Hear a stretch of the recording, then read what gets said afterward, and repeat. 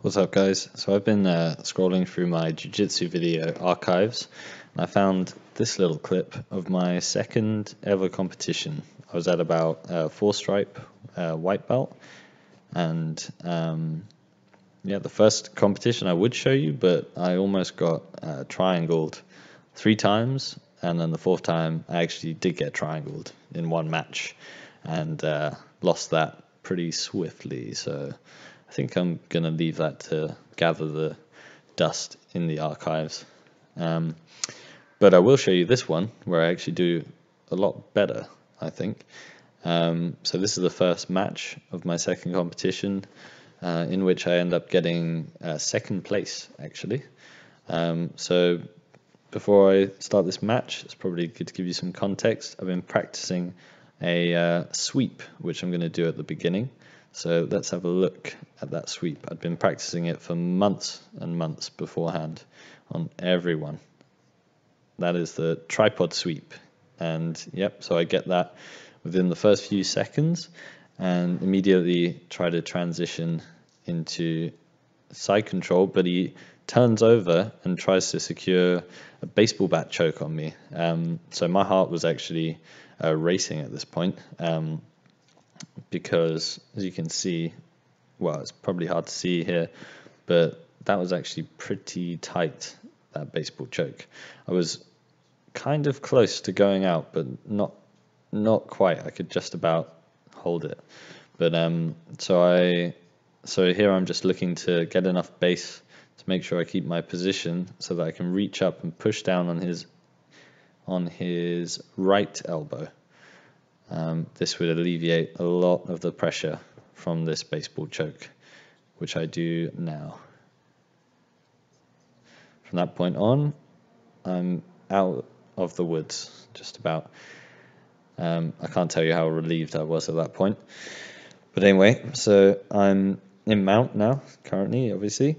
He makes a quick shrug to try and escape, but doesn't quite get out. But this time he does something interesting, which I'd never actually experienced before. And I'm still not sure as to whether this is legal or not in competition. I assume it is, as the judge didn't say anything, but or the referee. So yeah, he puts his foot between my belt and uses it to push me out of mount. Yeah, so an interesting move that I hadn't seen before. But yeah, let me know in the comments what you think about that, whether that's legal or not. I haven't actually looked into that, but I'd be interested to know. So anyway, so we end up in close guard here. From this point, I'm immediately looking to grab his sleeve and stand up, breaking his feet. And I'm not sure if there's much technique behind this, but it was more of a case of just get his leg out of the way and kind of dive for that side control. He tries to stick his leg in the way again, but I seem to quite easily just kind of slide over that for some reason. But anyway, so I end up in side control here. So at this point in my jiu-jitsu, well, at this point where I've been doing jiu-jitsu, pretty much the only choke I've been looking for when I'm in side control was the bread cutter choke. To do that, some of you may know this one. To do that, I need to get into north-south, which I'm just waiting to do, but for now I'm just sort of gathering a base of some kind so that he doesn't sweep me in the process of trying to transition. Makes a pretty good attempt at trying to create some space here, but luckily I'm able to get that. Oh, well, I thought I was going to get that head control, but instead I've gone back to the arm. But from this point on, I start to transition to north-south. You can see I'm blocking his hip here so he can't follow me.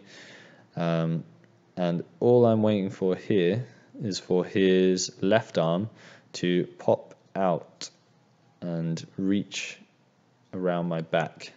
So I'm trying to come around as much as I can to encourage him to pop that left arm out. You can see I'm getting a grip at the back of his collar as well. This is textbook bread cutter choke stuff. So I come back round into side control and I drop my forearm onto his neck whilst holding onto his opposite collar. You can see here I just make a little adjustment and I get the tap. So that is the bread cutter choke. So there you have it, guys. I hope you enjoyed watching my second ever competition. Hopefully some of the strategies I employed in this might be useful for some of you. Maybe you can take something away from it. The most important thing I would say to take away, though, is to give competing a try.